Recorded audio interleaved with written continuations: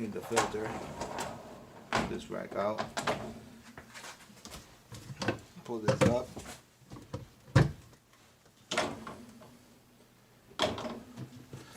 Pull this up right here. And these out. These are part of the filters.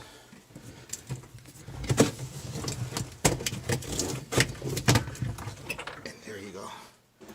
And these filters get clogged here. Sometimes you get particles out here.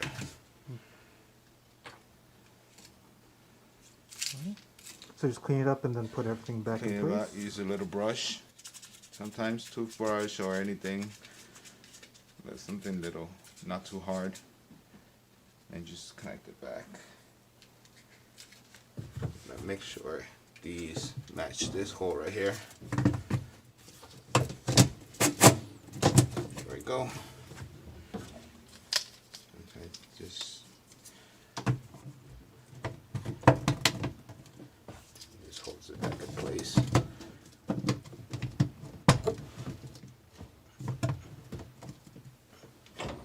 It just clips on.